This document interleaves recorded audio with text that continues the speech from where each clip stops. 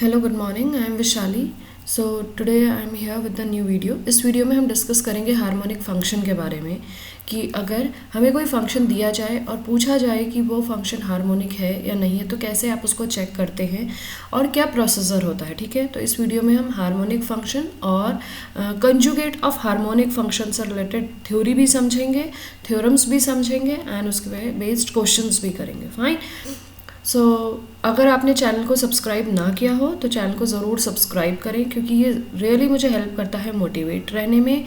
दूसरा, आप इन वीडियोस को, अगर आपको वीडियोस अच्छी लग रही हों और क्वेश्चन समझ में आ रहे हो तो इस तरीके के और क्वेश्चंस अपनी बुक में से आप प्रैक्टिस करिए और कोई डाउट हो तो वो भी आप कमेंट के द्वारा पूछ सकते हो। ठीक है, सो स्टार्ट करते हैं डायरेक्टली हार्मोनिक फंक्शन से। हार्मोनिक फंक्शन जब हमने इससे प्रीवियस वीडियो में हमने डिस्कस किया था एनालिटिक फंक्शन के बारे में, तो आपको ज़रूर पता होना चाहिए कि फंक्शन कॉम्प्लेक्स वेरिएबल में जो हमें फंक्शन दिया गया हो तो उसके हम एनालिटिसिटी कैसे चेक करते हैं, कैसे चेक करते हैं कि फंक्शन एनालिटिक है या नहीं है। अगर फंक्शन एनालिटिक है तो उसके लिए क्या क्या ज़रूरी प्रोसीजर्स हैं।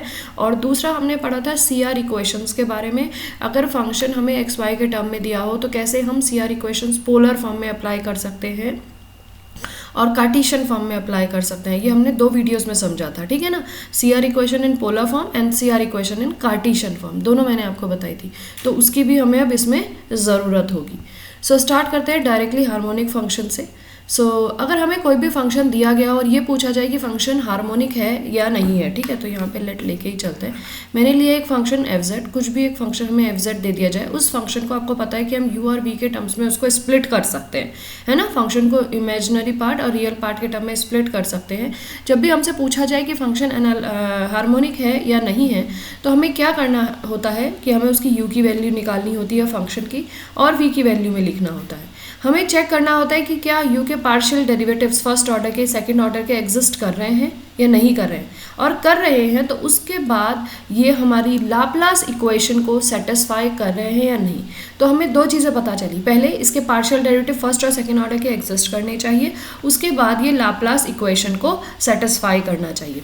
लाप्लास इक्वेशन होती है आपकी, अगर मैं u के टर्म्स में कहूँ सो बन जाएगी del 2u upon del x square plus del 2u upon del y square equals to 0। तो आई होप क्लियर हुआ होगा। पार्शियल डेरिवेटिव्स u के होने चाहिए x और y के रिस्पेक्ट में, first partial derivatives, second partial derivatives. उन सेकंड पार्शियल डेरिवेटिव्स को इस इक्वेशन में जब रखोगे, ये इक्वेशन सेटिस्फाई होगी तो हम कहेंगे u क्या है, हार्मोनिक नेचर का है। इसी तरीके से हम v को चेक करेंगे, v भी हार्मोनिक होगा तो हम कहेंगे जो हमारा गिवन फंक्शन है वो एक हार्मोनिक फंक्शन है क्योंकि u और v दोनों हार्मोनिक है नेचर में। ठीक है, सो पहले यहाँ समझ लेते हैं कि मैंने क्या डेफिनेशन लिखी है हार्मोनिक फंक्शन की और उससे रिलेटेड क्या थ्योरम है, तो आप इजीली कॉन्सेप्ट को अप्लाई कर पाओगे गिवन क्वेश्चन में।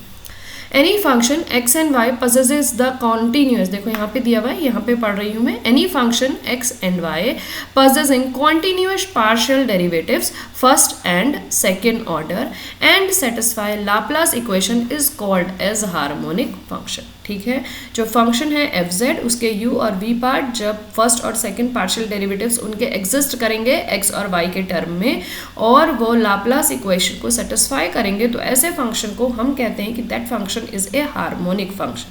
okay, now moving to the theorem। अब थ्योरम हमें क्या कहती है, the real and imaginary part of an analytic function. इसके लिए बहुत ज़रूरी है जो गिवन फंक्शन है जिसको हम u और v के टर्म्स में स्प्लिट कर रहे हैं वो फंक्शन हमारा एनालिटिक होना चाहिए। एनालिटिक मैंने आपको प्रीवियस वीडियो में भी बताया था कि एनालिटिक का मतलब क्या होता है। एनालिटिक का मतलब होता है जब कोई भी फंक्शन जिसके पार्शियल डेरिवेटिव्स एग्जिस्ट कर रहे हों, कॉन्टिन्यूअस हों और वो हमारी कॉशी रीमान इक्वेशन को सेटिस्फाई करें, तब हम कहते हैं कि फंक्शन हमारा एनालिटिक है। हार्मोनिक जब भी चेक करने के लिए कहेगा तो वो यूजुअली आप देखिए कहीं ना कहीं एनालिटिसिटी दे के रखेगा। ठीक है, तो यहाँ पे भी वही दिया गया कि फंक्शन एनालिटिक होना चाहिए। दैट मीन्स जो आपका fz है it should be analytic and it's a real part, imaginary part of an analytic function. ठीक है, एनालिटिक होना चाहिए एंड वो लाप्लास इक्वेशन को सेटिस्फाई करना चाहिए। तो ये हमारी थ्योरम है। अब पहले इस थ्योरम का एक बार प्रूफ देख लेते हैं और इससे क्या जस्ट निकल के आता है, फिर आगे मूव करेंगे।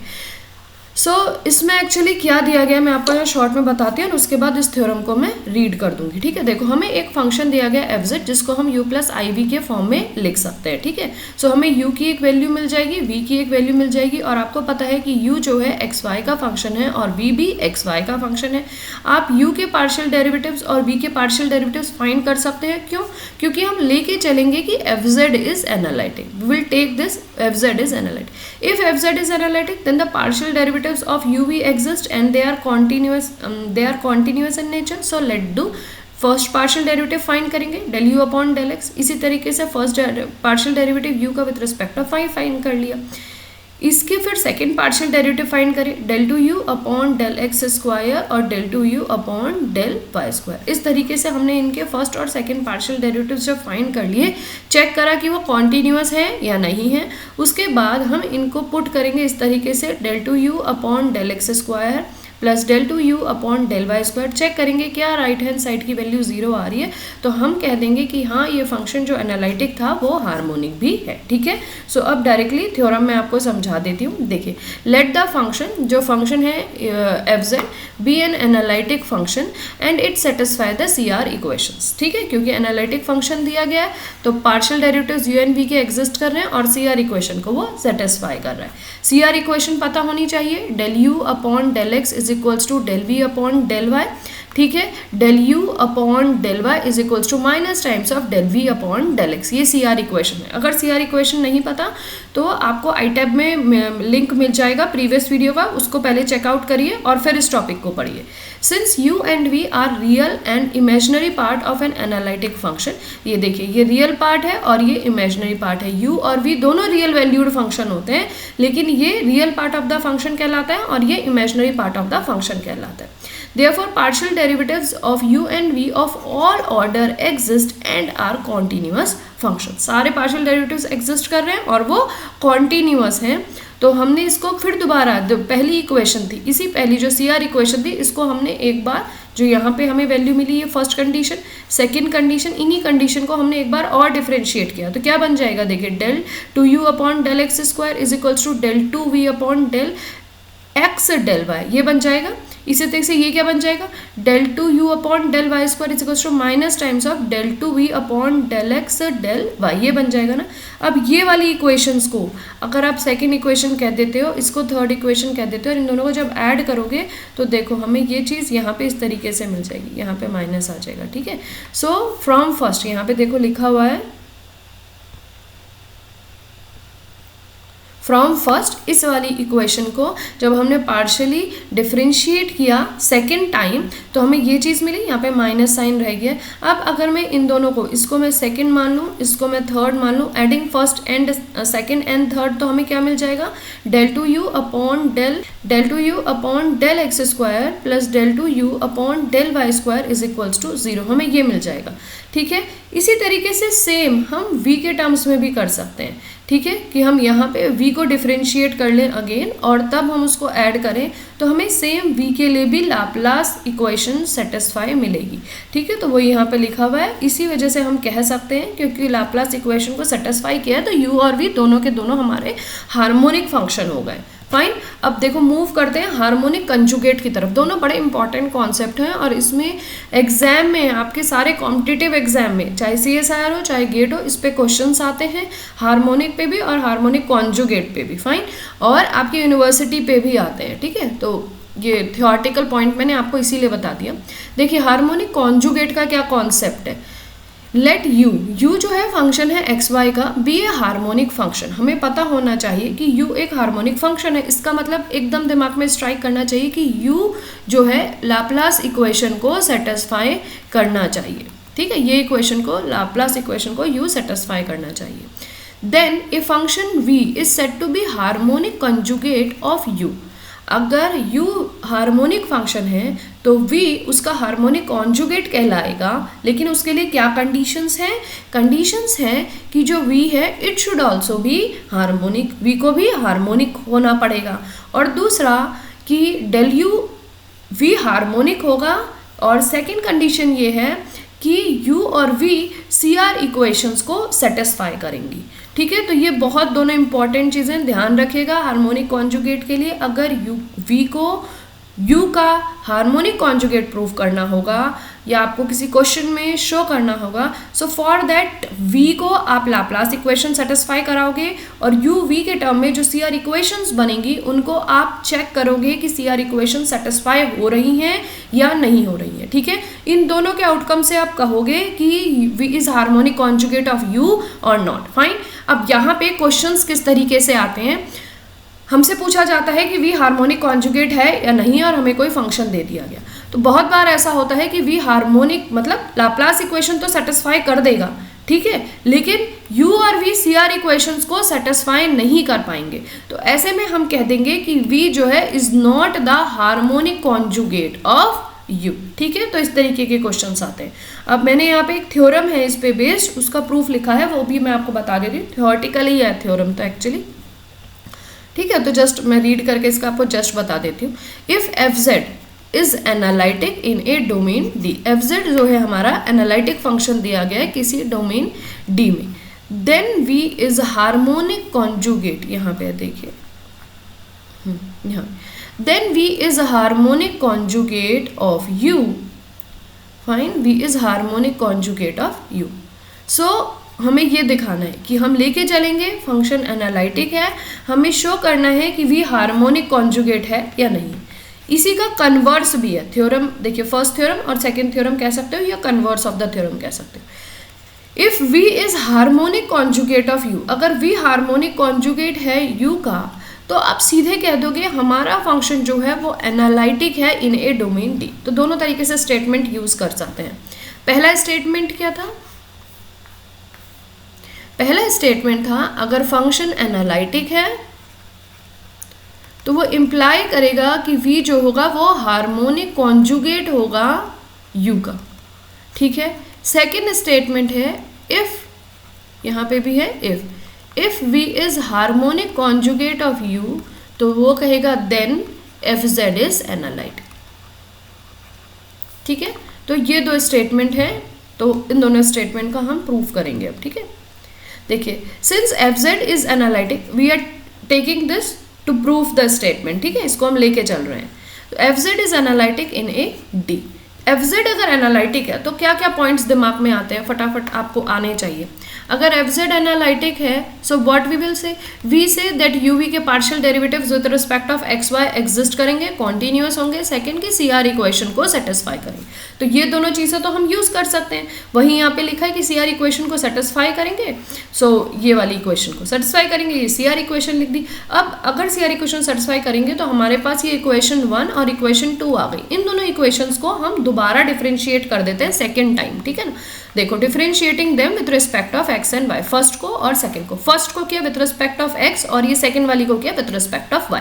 तो हमें देखो यहाँ क्या मिल गया, del 2u upon del x square is equals to, यहाँ पे क्या मिलेगा del 2v upon del x del y, वही लिखा हुआ है। इसी तरह से यहाँ पे मिल जाएगा del 2u upon del y square is equals to minus del 2v upon del x del y। अब इन दोनों को ऐड कर दो तो यहाँ पे 0 आ गया। इसका मतलब हम क्या कह सकते हैं कि u हार्मोनिक है।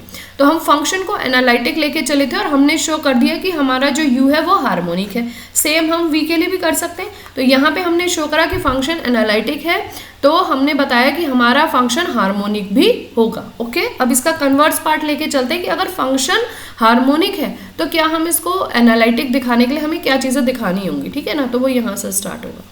सो देखो ये लास्ट पार्ट वही है जो अभी प्रूव करी थ्योरम, उसी का कि u and v are harmonic function in D and v is harmonic conjugate of u because of u and v satisfy the CR equations। ठीक है, हमें इतना प्रीवियस थ्योरम से पता चल गया जो हमने प्रीवियस पेज में किया कि u v harmonic Laplace equation satisfy कर रहे हैं, तो u और v दोनों हार्मोनिक भी हो गए, और क्योंकि फंक्शन एनालिटिक दिया था तो CR इक्वेशन भी सेटिस्फाई कर रहे होंगे, तो हार्मोनिक भी हो गए और v हार्मोनिक कॉन्जुगेट भी हो गया u का।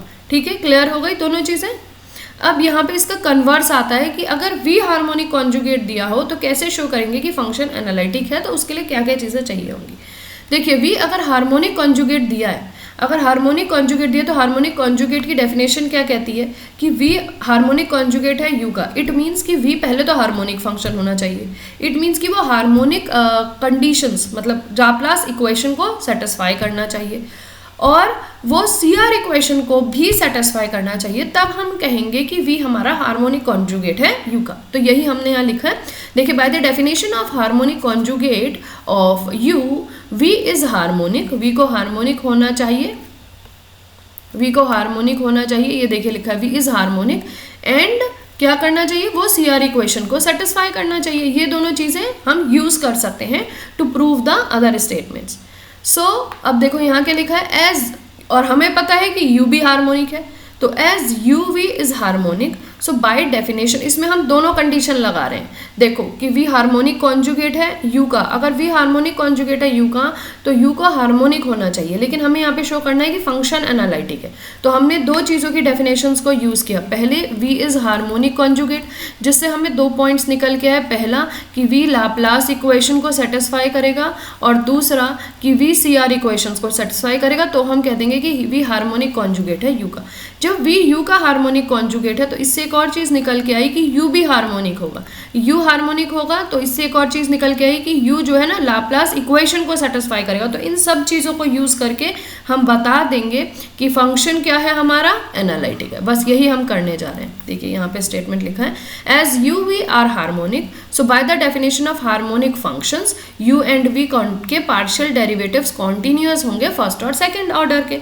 ठीक है, सो दैट ये सारे के सारे जो डेरिवेटिव्स हैं ये कॉन्टिन्यूअस होंगे और CR इक्वेशन वो सेटिस्फाई कर रहे हैं।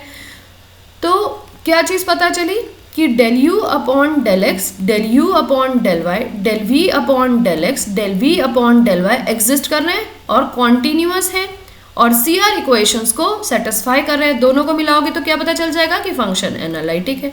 तो हमने यहाँ पे कहाँ से स्टार्ट किया था, फंक्शन एनालिटिक हमने स्टार्ट किया था if v is harmonic conjugate of u, और हमने शो कर दिया टू शो में हमने यहाँ पे ये शो कर दिया। ठीक है, तो प्रूव हो गया कि अगर v हार्मोनिक कॉन्जुगेट है तो फंक्शन को एनालिटिक कैसे दिखाएंगे। आई होप ये कॉन्सेप्ट क्लियर होगा कि अगर हार्मोनिक दिखाना है u और v को तो हमें क्या करना होगा, और उसके बाद अगर v को हार्मोनिक कॉन्जुगेट दिखाना होगा u का तो हमें क्या करना होगा। ठीक है ना, अब मैं इस पे बेस्ड 2 क्वेश्चंस ले लूँगी। ठीक है ना, फिर हमारा ये टॉपिक जो है वो फिनिश हो जाएगा। यहाँ पे स्टार्ट करते हैं। ठीक है, क्वेश्चंस को ये मत समझिए कि क्वेश्चंस बहुत ही इजी हैं या आपको कॉन्सेप्ट आता है। प्लीज़ इन टॉपिक्स को अगर आप पढ़ रहे हैं तो इनसे related competitive previous year question ज़रूर करें, चाहे वो गेट के हो नेट के हो, क्योंकि इन पे बेस्ड क्वेश्चंस हमेशा आते हैं। ठीक है, और अगर आपको वीडियोस पसंद आएंगी और आप कहोगे तो मैं प्रीवियस ईयर इन पे बेस्ड क्वेश्चंस भी डालने शुरू कर दूँगी। देखिए, u हमें दिया है x square minus y square question में, और v हमें दिया है y upon x square plus y square. हमें शो करना है कि v और u जो है हार्मोनिक फंक्शंस हैं या नहीं है। तो तुरंत स्ट्राइक करना चाहिए, for u and v to be harmonic what we have to show, we have to show that Laplace equation should satisfy in terms of u and v. so हमें क्या करना पड़ेगा, to be harmonic to show del 2u upon del x square plus del 2u upon del y square should be 0। तो मुझे एक ये show करना है, दूसरा मुझे शो करना होगा del 2v upon del x square plus del 2v upon del y square should be 0। तब मैं कह दूंगी कि मेरे दोनों फंक्शंस मतलब u और v आपस मतलब हार्मोनिक है। फाइन, तो चलो u लेके चलते हैं, x square minus y square, इसका पहला डेरिवेटिव फाइंड करो with respect of x। u का del u upon del x किया तो क्या मिल गया 2x। इसी तरीके से del u upon del y भी कर लो, तो यहाँ पे मिल जाएगा -2y। फिर del 2u upon del x second time partially derivative कर रहे हैं विथ रिस्पेक्ट ऑफ x, तो क्या मिल जाएगा 2। इसी तरीके से del 2u upon del y कर लो तो -2। दोनों को जब ऐड कर दोगे del 2u upon del x square और del 2u upon del y square, तो हमें क्या मिल जाएगा 0। तो इससे हमने शो करा कि u इज़ हार्मोनिक। ठीक है ना, u को हमने हार्मोनिक शो कर दिया। del 2u upon del x square plus del 2u upon del y square equals to 0, हमने ये शो किया। ठीक है, तो हमने दिखा दिया कि u हमारा हार्मोनिक है। हम सेम v के लिए लेके चलते हैं। v हमें जो दिया गया है वो दिया गया है y upon x square plus y square. ठीक है, तो इसके लिए बनाओ del v upon del x which is equals to -2xy upon x square plus y square का होल स्क्वायर। इसी तरीके से del v upon del y, del v upon del y हम करेंगे, थोड़ा लेंदी है तो मैं डायरेक्ट लिख रही हूँ, del v upon del y x square minus y square upon x plus y square का होल स्क्वायर, हमें ये मिल जाएगा। ठीक है, इसी तरीके से हमने partial derivatives of order 1 find किया। अब हम पार्शियल डेरिवेटिव्स इनके विथ रिस्पेक्ट ऑफ एक्स और वाई दोबारा फाइंड करेंगे सेकंड ऑर्डर के। तो हमें यहाँ क्या वैल्यू मिलेगी, del two u upon del x square. क्योंकि डिवीजन में है तो आपको प्रॉपर लॉन्ग मेथड से इसको सॉल्व करना होगा। तो ये मिल जाएगा 6x square y minus 2y cube upon x plus y square का होल क्यूब। इसी तरीके से इसको करेंगे तो del two v upon del y square is equals to del two v upon del y square is equals to आपका आ जाएगा -6x square y plus 2y cube upon x square plus y cube का square का whole cube. ठीक है, अब देखो इन दोनों को ऐड करना है, इसको फर्स्ट मान लो, इसको सेकंड मान लो, और ये v है, u नहीं है, फर्स्ट और सेकंड। सो मैं यहाँ लिख रही हूँ एडिंग 1 and 2। ठीक है, तो del two v upon del x square plus del two v upon del y square, देखो क्या आएगा, ये कैंसिल हो जाएंगे, ऐड होगा तो ये प्लस का है, ये माइनस का, ये माइनस का है तो ये प्लस का, और डिनोमिनेटर सेम है तो इट मीन्स ये 0 के इक्वल आ जाएगा। तो हमने यहाँ पे शो कर दिया कि वी भी हार्मोनिक है। ठीक है, so first part of the question is over, जिसमें यू और वी के बारे में टर्म है। अब इसने पूछा है कि हार्मोनिक कॉन्जुगेट है दोनों या नहीं है। तो हार्मोनिक कॉन्जुगेट के लिए but are not harmonic conjugate, तो हमें शो करना है कि V is harmonic conjugate of U। तुरंत डेफिनेशन याद आनी चाहिए। पहला क्या था कि V इज हार्मोनिक शो करना है, और दूसरा था कि V और U satisfy the CR equation. ठीक है, V हार्मोनिक है या नहीं है ये हमने यहाँ पे शो कर दिया, तो पहली कंडीशन सेटिस्फाई हो गई। CR इक्वेशन को सेटिस्फाई कर रहे हैं नहीं कर रहे वो और देख लेते हैं। CR इक्वेशंस क्या थी, देखिए del U upon del x is equals to del V upon del y. ठीक है, डेल U कहाँ है, डेल U आपका यहाँ पे, इसको दूसरे पेन से लिख देती हूँ। देखिए del u upon del x ये है which is equals to 2x, क्या वैल्यू है इसकी 2x equals to del v upon del y, del v upon del y is equals to this. तो क्या ये दोनों इक्वल है, नहीं, तो ये CR इक्वेशन को पहली इक्वेशन सेटिस्फाई नहीं करी तो दूसरी हम क्यों देखें, तो they are not satisfying CR equation which imply V is not harmonic conjugate of U। I hope पहला क्वेश्चन क्लियर होगा। इसी तरीके से यहाँ पे है ये दूसरा क्वेश्चन नंबर 2। क्वेश्चन नंबर 2 देखो बिल्कुल डिफरेंट है। इसमें क्या दिया गया है, इसमें इसने कहा है डिफाइन करो हार्मोनिक फंक्शन। डेफिनेशन मैंने पीछे लिख दी है, आप उसमें से कॉपी कर सकते हैं। Show that the function this, ये गिवन फंक्शन u है, इज हार्मोनिक। तो हमें क्या करना होगा, हमें शो करना होगा del two u upon del x square plus del two u upon del y square equals to 0, हमें ये शो करना होगा। और हमें फाइंड करना है fz, find the analytic function fz, हमें ये शो करना है। तो सबसे पहले u को लिख लो x की power 4 minus 6x square y square plus y to the power 4। इसके फटाफट पार्शियल डेरिवेटिव्स फाइंड करो। u का first partial derivative with respect of x क्या बन जाएगा, 4x का क्यूब माइनस 6 टू ज़ा 12x वाई स्क्वायर। ठीक है, फिर इसका सेकेंड पार्शियल डेरिवेटिव फाइंड करो विद रिस्पेक्ट ऑफ x, तो आ जाएगा 12x square minus 12y square. ठीक है, अब इसका v के टर्म्स में पार्शियल डेरिवेटिव्स u के ही टर्म में with respect of y partial derivative करेंगे तो del u upon del y। So क्या बन जाएगा, देखो पहली टर्म 0 माइनस 6 टू ज़ा 12x square y plus 4 y cube. अब इस वाली टर्म को दोबारा पार्शियली डेरिवेटिव करो, डेल u अपॉन डेल y को ही दोबारा करेंगे y के टर्म में, तो क्या बन जाएगा minus 12x square plus 12y square. ठीक है, ये आ जाएगा। अब हमें क्या करना है, इसमें पुट करना है, जो हमने पहली इक्वेशन लिखी थी इसमें हमें यहाँ दोनों चीज़ों को पुट करना है, 1b और 2b। इन दोनों को जब आप पुट करोगे तो देखो 12x स्क्वायर माइनस में है, 12x स्क्वायर कट जाएगा, ये भी कट जाएगा, तो वैल्यू आ जाएगी आपकी 0। तो u हमारा हार्मोनिक तो हो गया।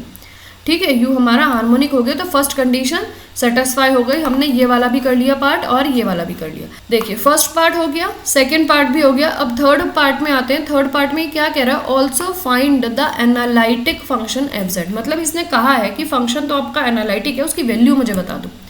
तो पता है इसमें दो मेथड है, पहला मेथड तो एक शॉर्ट मेथड है और दूसरा मेथड थोड़ा लॉन्ग मेथड है, लेकिन वो कैसे अप्लाई करते हैं मैं बताती हूँ। अगर हमें फंक्शन एनालिटिक दिया हो तो हमें पता है कि फंक्शन एनालिटिक है तो वो CR इक्वेशन को सेटिस्फाई करेगा, ठीक है। सो इसका मतलब del u upon del x is equals to del v upon del y होगा। तो हम ये चीज़ यूज़ कर सकते हैं। हमें पता था कि हमारी u की वैल्यू क्या दी है, x to the power 4 minus 6 x square y square plus y to the power 4, ये हमें u दिया था। सो इससे हम del u upon del x find करे थे, 4x cube minus 12x y square ये फाइंड किए थे। हमें पता है कि CR इक्वेशन में del u upon del x del v upon del y के बराबर है, तो लिख दीजिए del v upon del y is equals to 4x cube minus 12x y square. अब मैं दोनों तरफ अगर इंटीग्रेट करूं तो ये हमें v की वैल्यू दे देगा, लेकिन integration with respect of y होगा तो कांस्टेंट x का आएगा, ठीक है। तो यहाँ हम y की तरफ y की रिस्पेक्ट में इंटीग्रेट कर सकते हैं, तो क्या मिल जाएगा 4x cube y minus 12x y cube by 3, y square है ना, तो 2 + 1 नीचे भी 2 + 1 तो y क्यूब बाई 3 और 3 4 = 12 तो 4x cube y minus 4x y cube, ये मुझे मिल गई v की वैल्यू, ठीक है। और प्लस कांस्टेंट c क्योंकि कांस्टेंट आएगा, ठीक है ना। तो ये हमें v की वैल्यू डायरेक्ट मिल गई। अब हमें इसने कहा है कि फंक्शन बता दो, तो फंक्शन में पता है कि v plus i u plus i v होता है, तो u की वैल्यू हमें यहाँ दी गई है, देखो x to the power 4 minus 6 x square y square plus y to the power 4 plus i, और ये v की वैल्यू आप लिख दीजिए 4x cube y minus 4x y cube plus constant c छोड़ दीजिए। तो यहाँ पे देखो क्या बन जाएगा, ये वैल्यू आपको कुछ मिल जाएगी x4 minus 6 x square y square plus y4 plus i 4x cube y minus 4x y cube, ये वैल्यू आ गई आपकी z की फंक्शन की वैल्यू, ओके। और अब इसमें दूसरा मेथड क्या है, वो थोड़ा बड़ा मेथड है, उसको भी मैं बता देती हूँ। बहुत सारी बुक्स में वही दिया है कि अगर हमारा फंक्शन एनालिटिक ना दिया हो, फंक्शन एनालिटिक ना दिया और फिर भी हमसे पूछे कि फंक्शन आपका वैल्यू बताओ, तो क्या करेंगे। तो हम यहाँ पे सोचे हमें नहीं पता कि फंक्शन एनालिटिक है नहीं है, तो हम इसको कैसे करेंगे। तो उस समय हम कॉन्सेप्ट लगाते हैं एग्जैक्ट इक्वेशंस का। देखिए कैसे करते हैं। हमें पता है u is equals to x to the power 4 minus 6 x square y square plus y to the power 4 है, ठीक है। तो हम इसमें हमें फाइंड करना है एक्चुअली v, ताकि v की वैल्यू पुट कर सकें। तो कैसे करते हैं, देखिए dv को हम स्प्लिट कर सकते हैं x और y के टर्म में, क्योंकि v जो है x y का फंक्शन होता है। तो dv को हम लिख सकते हैं del v upon del x d x plus del v upon del y d y. So यहाँ पे del v upon del x और del v upon del y की वैल्यू हमें लिखनी होगी, ठीक है। So del v upon del x del v upon del y की वैल्यू लिखनी है। हमारे पास v की वैल्यू नहीं है, और लेकिन हमें पता है कि फंक्शन क्योंकि एनालिटिक दिया है तो CR इक्वेशन को सेटिस्फाई करेगा, तो इसलिए हम क्या करेंगे, del u upon del x is equals to del v upon del y, तो ये वाली वैल्यू यहाँ डाल देंगे, और del u upon del y minus में is equals to del v upon del x, तो ये वाली वैल्यू हम उठा के यहाँ डाल देंगे, और फिर हम dv निकालेंगे। dv निकालने के बाद इंटीग्रेट करेंगे तो हमें क्या मिल जाएगा, v। तो ये प्रोसेस होता है, ठीक है। क्योंकि फंक्शन एनालिटिक दिया है तो हम ये अप्लाई कर सकते हैं, ठीक है। तो हम यहाँ पे वैल्यू रखते हैं, देखो dv में मैं रख रही हूँ del u upon del y minus sign के साथ, जो बन जाए यहाँ पे आएगा dx plus del v upon del y की जगह हम लिखेंगे del u upon del x और साथ में आएगा dy। सो मैं इनकी वैल्यूज़ डायरेक्टली पुट कर दे रही हूँ। तो ये वैल्यू क्या मिली थी, 12 x square y minus 4 y cube, अभी प्रीवियस पेज पे ही मैंने आपको बताया था dx प्लस इसकी वैल्यू मिली थी 4x cube minus 12 x y square d y, ठीक है। अब यहाँ पे dv है, दोनों को इंटीग्रेट करो, इसको भी और इसको भी इंटीग्रेट करो, तो ये भी मिलेगा, ये क्या मिलेगा, है ना। अब देखिए यहाँ पे आपको दिख रहा है कि ये किस फॉर्म में है, m dx plus n dy, इस फॉर्म में है ना, इस फॉर्म में। सो इसमें हम क्या लगा सकते हैं, इसमें हम एग्जैक्ट इक्वेशन लगा सकते हैं जो हम डिफरेंशियल इक्वेशन में सीखते हैं, जिसमें जो हम इंटीग्रेट करेंगे तो फर्स्ट पार्ट में क्या होगा, treating y as constant, y को कॉन्स्टेंट, y वाली टर्म को कॉन्स्टेंट लेंगे, और यहाँ पे हम x वाली टर्म को डिफरेंशिएट ये करेंगे, we does not differentiate the terms which contain x। ये लेके चलते हैं, ये आपको पता होना चाहिए और आपकी आई थिंक बुक में भी होंगे ये वाले क्वेश्चंस। तो जब पहले वाले में मैं y को ऐसे कांस्टेंट लूंगी तो इसको मैं इंटीग्रेट करूंगी विद रिस्पेक्ट ऑफ x, तो क्या बन जाएगा 12x² की जगह x³/3, y ऐसा का ऐसे ही आ जाएगा, -12 में लगा दो और यहाँ पे प्लस कर दो, 4 ऐसे ही रहेगा, y³ ऐसे ही रहेगा और साथ में आ जाएगा x, ठीक है। प्लस अब यहाँ पे उन टर्म्स को डिफरेंशिएट करना है जिसमें x ना हो, इसमें भी x है, इसमें भी x है, तो यहाँ पे हमें मिल जाएगा एक बिग 0। v की वैल्यू हमें मिल जाएगी, देखिए माइनस में 4x³ plus 4y³ plus a constant. याद है ये मैंने आपको प्रीवियस वाले में बताया था कि डायरेक्ट CR इक्वेशन से भी हम इसको कर सकते हैं, ठीक है ना। तो सेम वैल्यू आ गई, तो ये हमारी v की वैल्यू आ गई। तो fz = u + iv करके आप u की वैल्यू पुट करेंगे, v की वैल्यू पुट करेंगे, आप उसको सॉल्व करेंगे तो आपको फंक्शन की वैल्यू मिल जाएगी। आई होप ये दोनों क्वेश्चंस क्लियर होंगे आपको जो मैंने आपको बताया। तो आज की वीडियो में हमने समझा हार्मोनिक फंक्शंस क्या होते हैं और harmonic conjugate of a function क्या होता है और उसके लिए क्या क्या कंडीशंस हैं। अगर वीडियोस आपको अच्छी लग रही हो तो प्लीज़ चैनल को सब्सक्राइब करिए, ज़रूर करिए, ताकि और वीडियोज़ का आपको अपडेट मिल सके। बिना सब्सक्राइब करे वीडियोज़ मत देखा करिए, क्योंकि इससे हम भी मोटिवेट नहीं हो पाते कि व्यूज़ ज़्यादा आते हैं बट सब्सक्राइबर कम रहते हैं। तो प्लीज़ चैनल को ज़रूर सब्सक्राइब करें और क्लासमेट्स के साथ इन वीडियोज़ को शेयर करें। Till then goodbye and take care and thanks for watching my videos.